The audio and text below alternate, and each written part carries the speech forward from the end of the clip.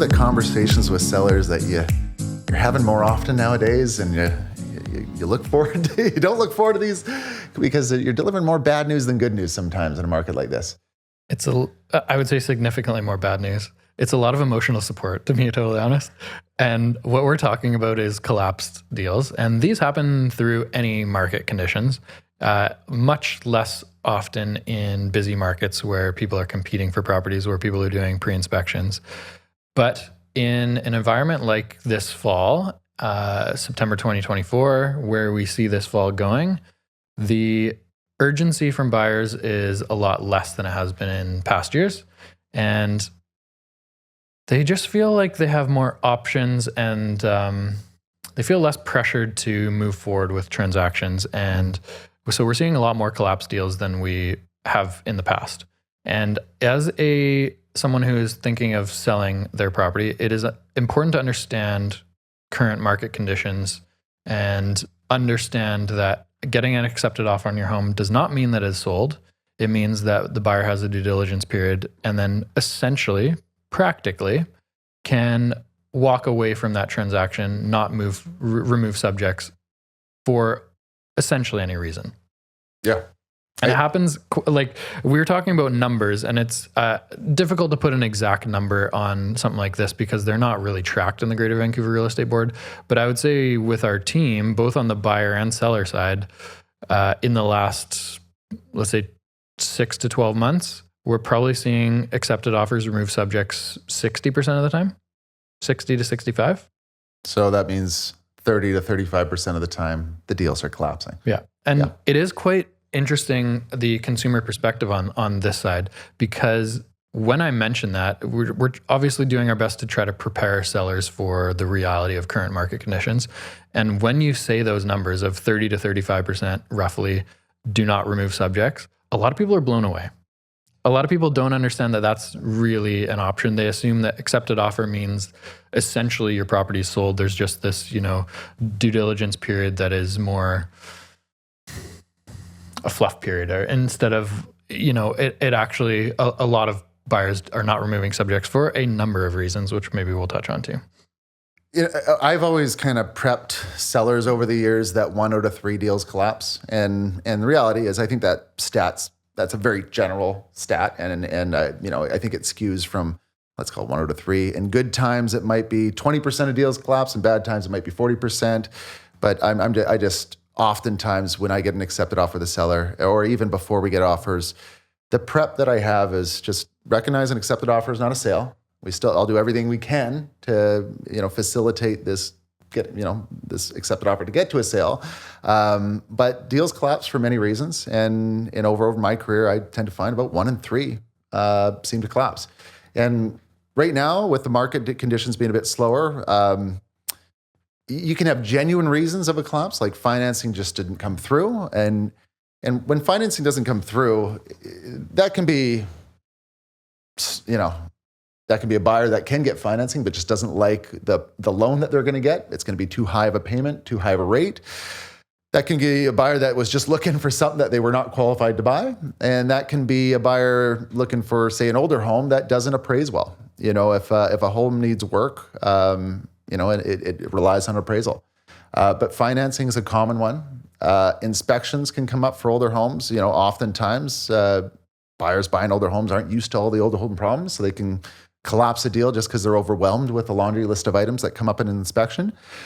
But I would say in a market that is slower, it's more common for buyers to collapse deals with those inspection lists. In a market that's stronger, buyers are more willing to proceed with the sale because they recognize that markets are climbing, and if they collapse on this sale, they're going to have to get back into a multiple offer situation to do it all over again. Yeah, I would say for right now we're seeing buyers collapsing deals based on inspection items more often, for sure, but also for less significant items.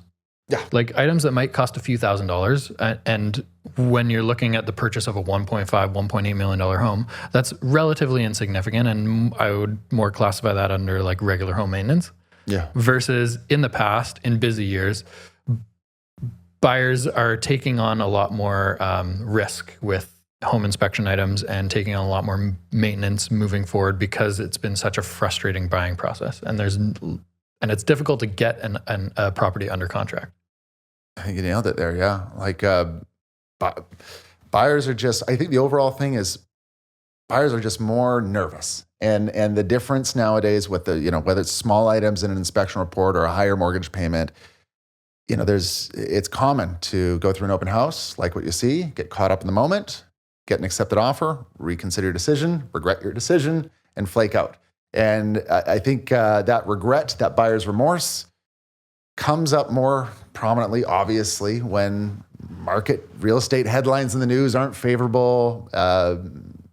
When you're a buyer and you're looking at a lot of listings struggling to sell and you have an accepted offer on one and you're putting all your eggs in one basket on this biggest purchase of your life, it's a tough pill to swallow. And I think a lot of people are just more likely to regret their decision and flake out just out of nerves. And that's just yes, higher mortgage payment, yes, inspection items. Also, yes, it's more prominent right now in a time that's slow with more negative headlines and news. And that's what we're experiencing. And I feel like that will subside a little bit next spring. But a lot of the time, if we're lucky enough to get an accepted offer, it is reserved excitement for the seller. It is, let's focus on trying to get them to remove subjects. Because quite frankly, as Denny touched on, we're doing this podcast late September. And last month, we've had a lot of accepted offers that have not gone through. Yeah, and that's been a trend. And not every time. More commonly with higher price points in older homes. Yeah.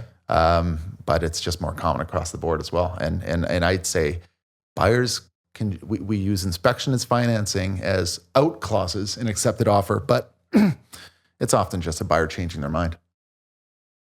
A couple other reasons I'll note why potentially some buyers are not removing subjects right now. We mentioned obviously financing, home inspection, and getting cold feet.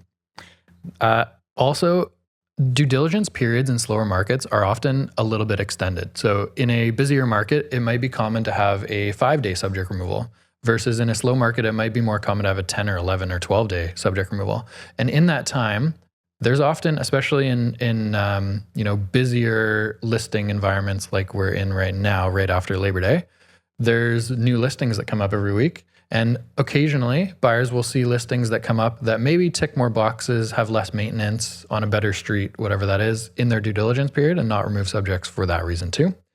And then the other one is, this is something that is in any market condition is ultra important, is the realtor's reputation. And in busier markets, you can be selective and educate your seller client on, this is a realtor who does a lot of business in this neighborhood. They know this product type. They know that oil tanks are prevalent in this area. They know that knob and tube, we know that they're educating their client on items that will come up in a home inspection in an older home.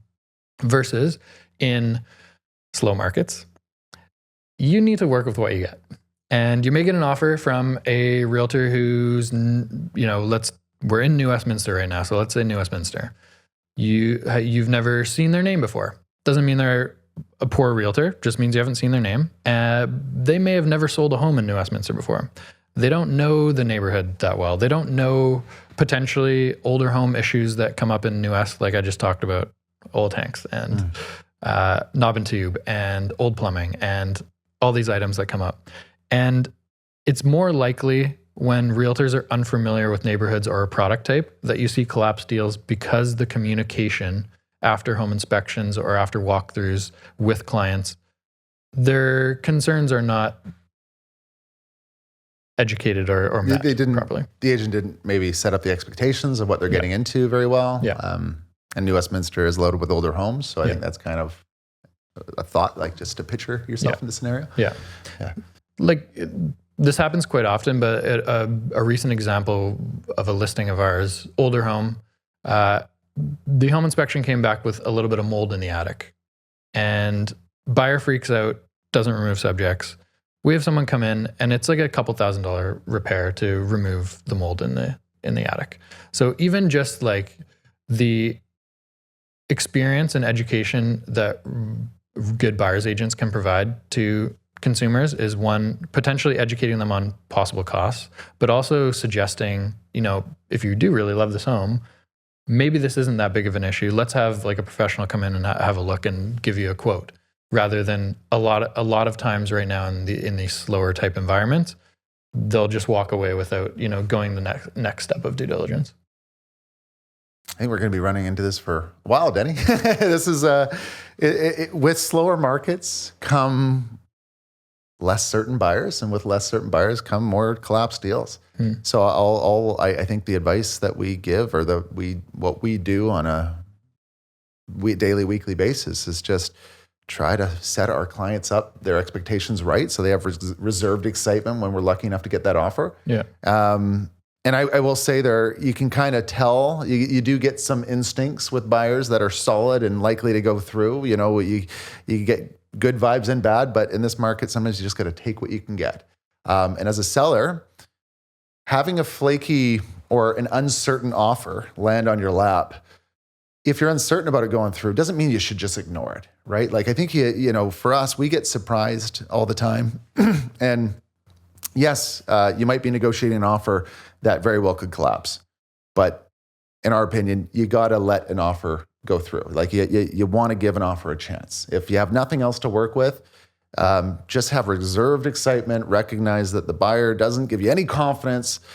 But if you have nothing else to work with, sometimes those buyers that don't give you confidence end up pulling through. And in this market, just trying to get to an accepted offer is step number one. And then once you get to the accepted offer, do everything you can to help bring confidence to the buyer and get it to the end line. But quite frankly, you really, as a listing agent, you don't have much control in that. Any thoughts or advice you would share from recent experiences to buyer's agents out there? Behind collapsed deals? Jeez, it's always a shameful experience when you have a buyer and you come crawling back saying it's not going through. Maybe I'll share my one thought, and then I know you have some stories about this, but communication is really important as a buyer's agent. So we understand when we're on the listing side that you cannot control the buyer's decisions. You can help educate, you can help them with due diligence and going the extra step in this attic mold example. You can help them get to a professional who can educate them a little bit if you don't know the answers. But it's unexcusable to get to a subject removal date, not communicate with the listing agent, and just let a deal collapse. It is really easy to phone the realtor and say, you know what, we've done all these extra steps. Unfortunately, my buyer just doesn't feel comfortable. Your reputation thanks you for that. Versus we had one recently where there's no communication, and it leaves us as listing agents in a really, really difficult position with the seller because we don't have anything to share with them. And understand that buying and selling residential real estate is very emotional. A lot of these homes people have been in for 25 years. There's a lot of memories there. These are very stressful times for a lot of people. And leaving a seller through the night on a subject removal date with zero information is pretty ruthless. Yeah, had that last time. I saw signs of it coming 2 days before when they hadn't done an inspection or anything. But yeah, the final day subject removal after a week subject period.